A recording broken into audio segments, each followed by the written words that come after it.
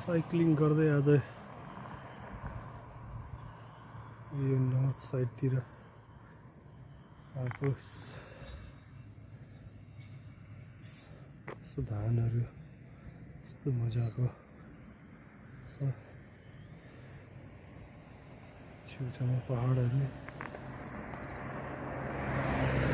शान्त वातावरण very beautiful